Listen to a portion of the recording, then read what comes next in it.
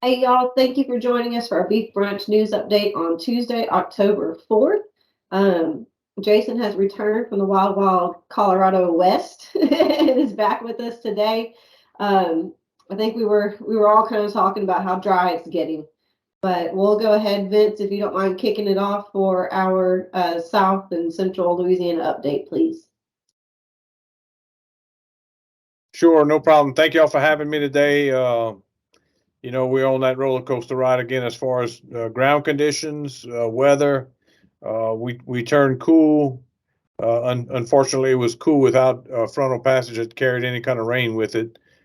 Fortunately for our grain farmers, it's been the last 10, 12, 15 days has been good harvesting.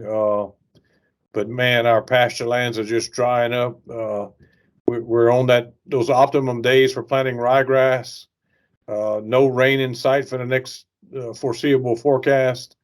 It's getting kind of concerning to put some $40 an acre of seed out there and some pre-plant fertilizer is going to cost you $850 a ton, and there's no moisture to work with as far as getting a stand up. So I had one question raised to me today, and is it worth me planting ryegrass or putting that $200+ an acre into some liquid feed and as a supplement or a protein source and feeding hay.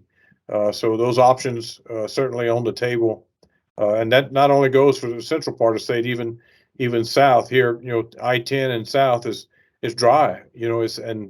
Um, people are starting to run wells to flood crawfish down this way, and it's just taking copious amounts of water to get that accomplished at, with 450, 480 a gallon diesel in the tank, and it's we've been on a terrible roller coaster ride as far as weather's concerned. Fortunately, we got the rains that we needed to make a big cutting of hay, and most people have done so. That's kind of coming to an end as far as hay production. Been a lot of hay made over the last 6 weeks, I'd say 4 weeks. So thank goodness we got that done. But you see very, very few trucks on the road heading west. It's the question and the concern is that freight has been the limiting factor, and I'm sure you guys have found that out as well. So anybody that sold some early hay that they wanted to put a hand on to keep it as far as their needs, may find themselves in a bind, wanting to make another cutting. We're just not going to get the rainfall needed to get any kind of growth here moving forward. So with that being said, everything's pretty mundane. We've got a lot of people palpating cows right now, and a lot of bull sales coming up, and a lot of interest in buying bulls, replacement bulls to herd bulls at some of these production sales coming up. So it's a good time of the year to shop for bulls if that's a need for your particular operation. Otherwise, it's again cost conscientious of how much you're going to spend, and do you want to spend as much as it's going to take to get things done. I know from my perspective, I'm starting to question that. I did the ryegrass talk a couple of weeks ago on the Beef Brunch series. It's going to be a hard pill to swallow. It's going to cost you uh, several $1,000s to plant just a few acres of grass, and it's going to be hard to recover if we don't have any kind of rain in the forecast. So hopefully conditions change and we get some rain soon, and we move forward. About all I have at this point. Okay, thank you. And your webinar, so Vince's webinar on ryegrass planting and planting, I think we called it All Things Ryegrass or something like that, is on YouTube in our Beef Brunch series, lsuagcenter.com/beef brunch. Lee, it's your turn to do our update for Northwest. Thank you, Ashley. Very glad to be with you all today. Echo a lot of what Vince said as far as conditions up this way, across Northwest Louisiana and into North Central Louisiana. Mild temperatures, which is a blessing for sure.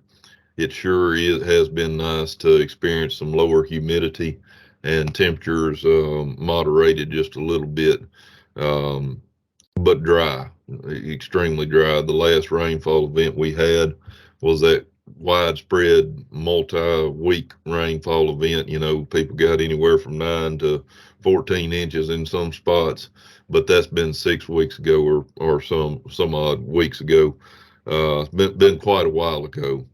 Um, Pastures, the weather is taking its toll, folks. It really is. Um, you know, most of these daytime highs have been in the 80s. We've seen a couple of days where they've only been in the 70s. But the nighttime lows, that's what really gets you on some of these summer perennial pastures.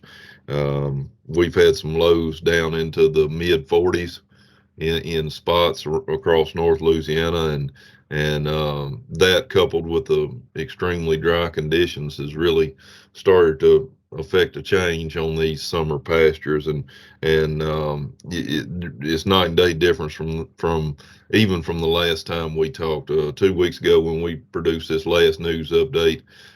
We still had enough residual moisture in this soil, and of course the hot temperatures were just driving on this grass production, but temperatures, dryness, and also the days are getting shorter. You know, it's just surprising. You work outside in the afternoons and after work or on the weekends, and you just look around and it's getting dusk dark, and you think it must be 7, 8 o'clock. Well, no, it's only around 6 or so, but it's just normal days getting shorter and whatnot.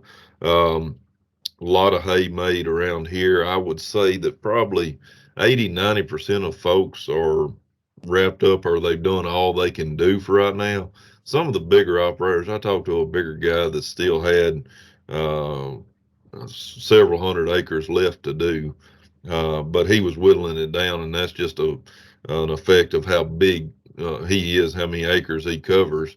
You know, most of these small to medium sized cattle producers around here that bale their own hay have got it all wrapped up. Some of it has been really good hay. You know, this lower humidity, moderation in temperatures has allowed a lot of people to produce some really nice looking hay over the last 2 or 3 weeks. Um, just want to make mention of the fact that don't wait too long to start feeding that hay. Well, I've been inundated here lately on calls about perilla mint, and we've talked about that numerous times on on these beef brunch webinars and on news updates and everything. I'm not going to beat a dead horse, so to speak, but uh, seeing a lot of perilla mint out there. Please educate yourself if you don't know what it is. Kind of take a look at it and get with one of us. We can provide you with the information you need on it. If you've had trouble in the past, be looking. It seems like a lot out there this year, and have heard of a few potential problems from it. Talked to a guy up on the state line, up on the Arkansas line, who thinks he lost a weaned 600-pound steer calf to it this weekend. So be careful on that. If you have problems, get in touch with one of us. We can point you in the right direction. A lot of cattle being worked around here. Same deal as what Vince said. People going through kind of checking pregnancy status on these cattle and making some culling decisions. Unfortunately, you know, this cull cow deal has experienced kind of a downturn as far as prices. So not able to take advantage of that high price on these culls, even though they're still bringing pretty good money. I'm sure Jason will allude to that in a little bit.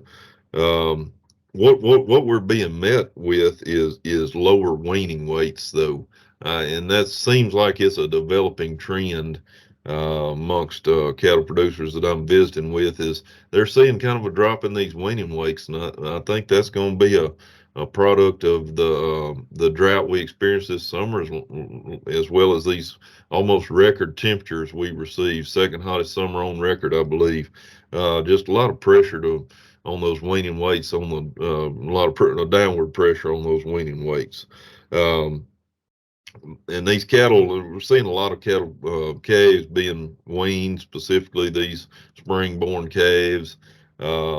People are just trying to decide to do it. It's not an easy decision right now. If this feed is high as what it is, Vince already covered the ryegrass cost well in his webinar, along with what he just stated with you all.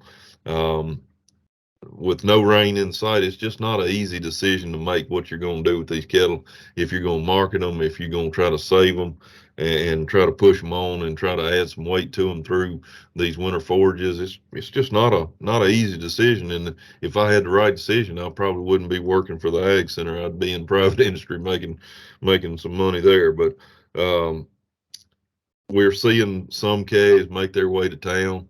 A lot of folks are just pulling the trigger and saying the heck with it as far as buying this high price feed, or I'm not going to buy $40 a bag ryegrass and deal with this high fertilizer costs and of course the persistent dry weather.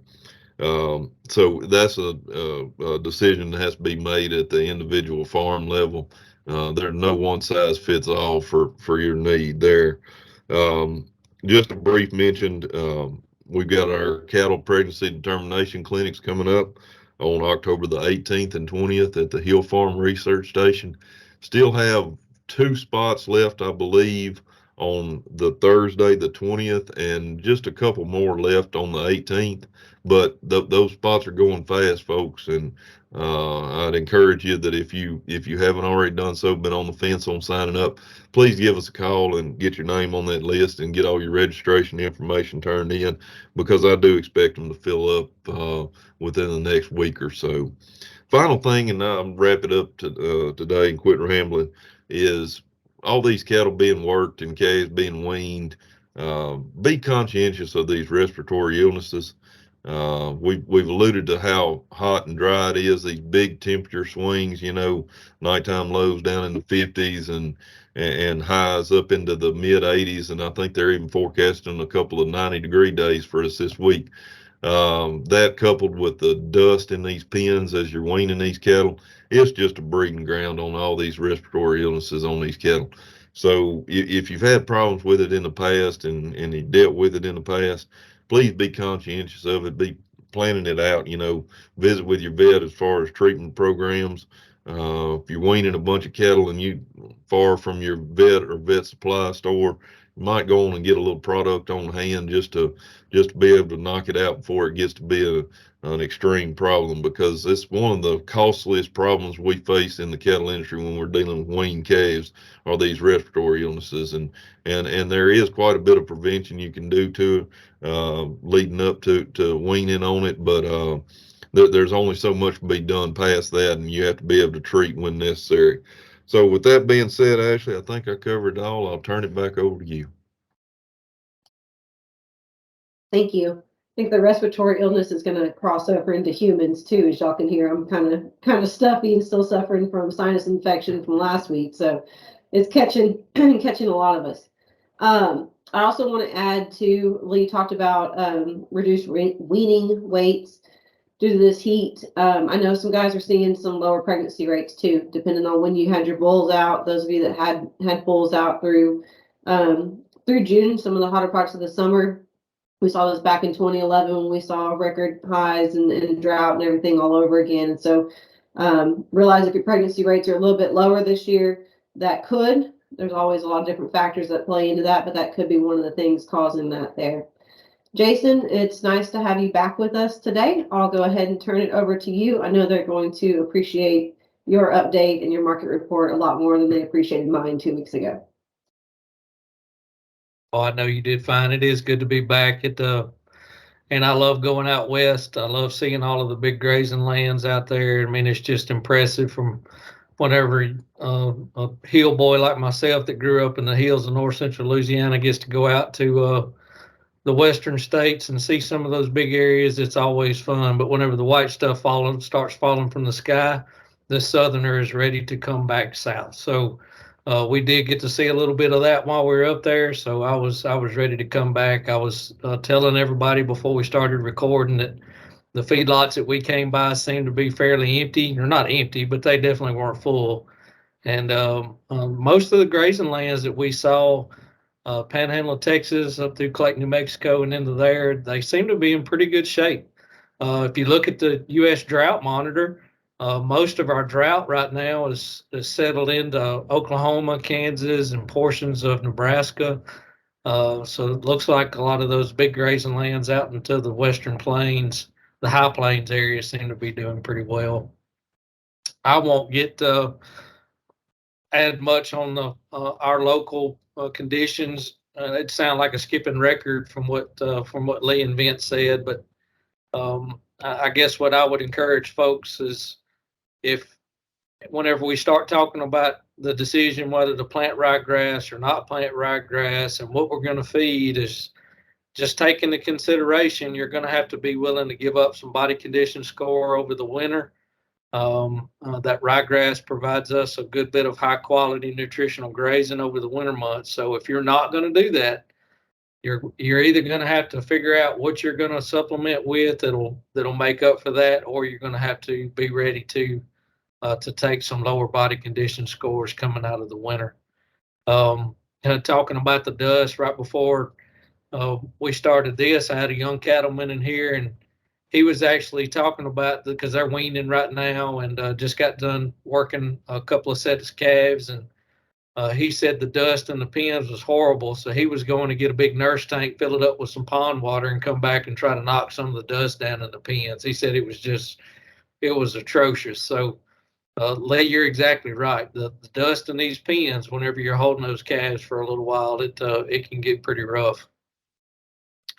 The folks that I deal with a good bit that are looking for commodities, they're actively purchasing those commodities right now. If you're one of those folks, then you need to be getting your ear to the phone and visiting with whoever it is that you try to source those commodities through.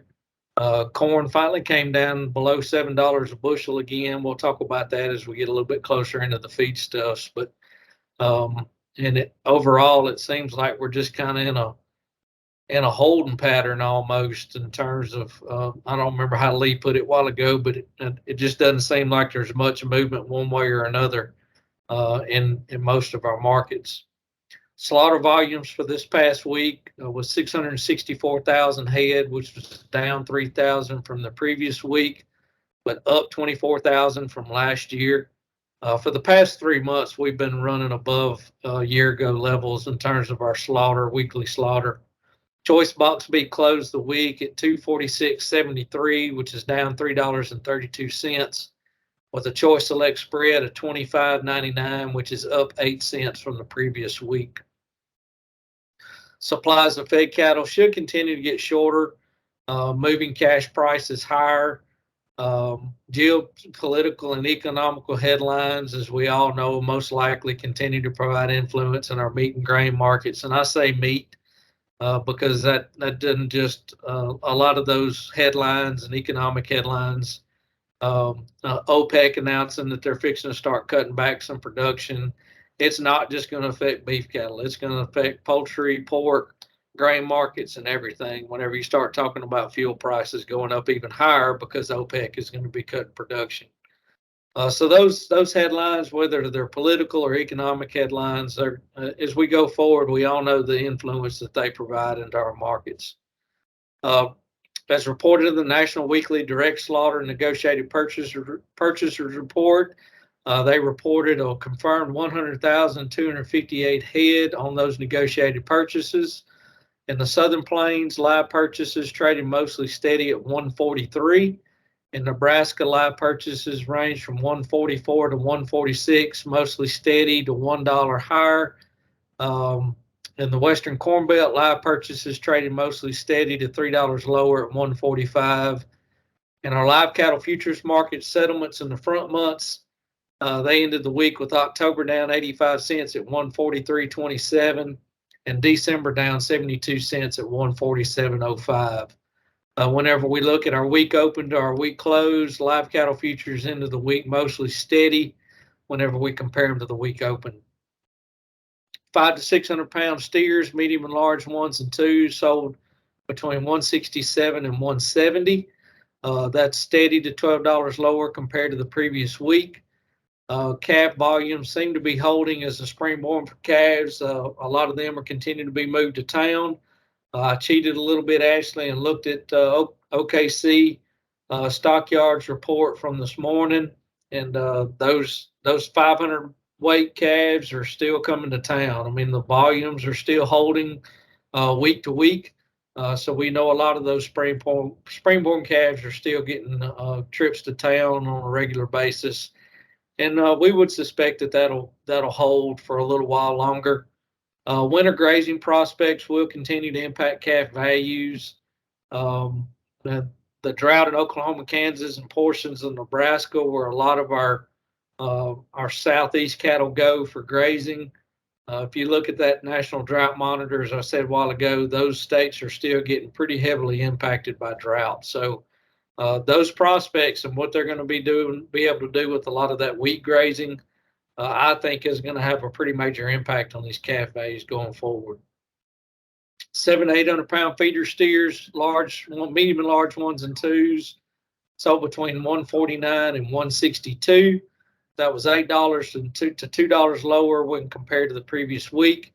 Futures market settlements in the front months ended the week with October trading down $3.15 at 174.17. November down $3.20 at 174.62, and January down $2.75 at 175.67. So again, comparing the week close with the week open, those feeder cattle futures ended the week mostly $2 lower when compared to the week open. On our cull cows, lean cull cows, those in thin condition, ended the week down 3 cents at 72 cents a pound. Those boning utility, those in moderate condition, ended the week down 7 cents at 75 cents a pound. And those breakers, those in high condition, ended the week up 2 pennies at 81 cents a pound. On our feedstuffs, soybean meal ended the week at $461.20 a ton. We had no prior week comparison on the soybean meal. We had no report for the last 2 weeks on soybean hulls. Our rice bran is steady at $190. Cottonseed meal, $450 a ton with no prior week comparison. Whole cottonseed, $450 a ton with no prior week comparison. Corn gluten feed meal, the 60% is steady at $790 a ton. DDGs are steady at $299 a ton. And corn is down 67 cents a bushel at $6.30 a bushel. And I just want to add one more thing. I had a conversation with Dr. Charlie Hutchison. A lot of us looked to Dr. Hutch for a lot of our nutritional education for us. He is a ruminant nutrition, works heavily on the dairy side for the Ag Center. We've had several folks, and Vince may want to chime in on this conversation, but we've had several folks that are looking to utilize some of these rejected soybeans. There's a lot of the soybeans out there that were damaged due to the weather.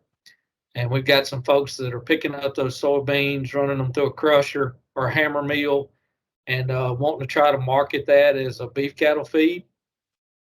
So in visiting with Dr. Hutch, that is an excellent opportunity for cattlemen. It's a really good feed. It's very digestible. The warning that he gave is that this time of year, I mean, we were talking a while ago, it looks like we're going to have some days back up into the 90s here soon.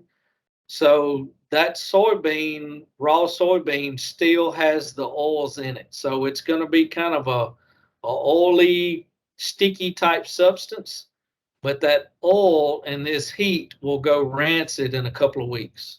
So if you're going to be looking to that product, I'm not trying to deter anybody from it. I mean, it's a good product, but you need to be able to feed that product in a couple of weeks to keep it from going rancid on you whenever you got it stacked. So if you run into one of those, don't be scared of it, but just know you need to get it fed pretty quick.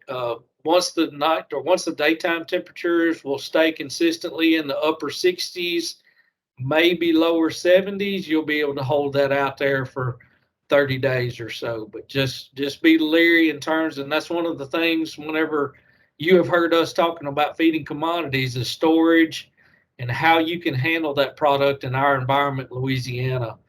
So that's just one of those that there's a lot of damaged soybeans out there because of all of the rain.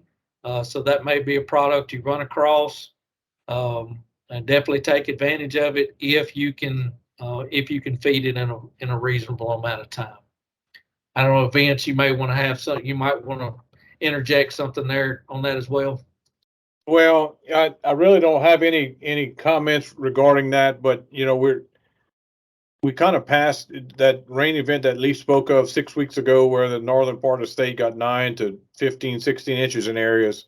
We didn't get that. We did have, we were on the tail end of that, and we had some soybeans that experienced some of the sprouting and deterioration of in the pods and that sort of thing.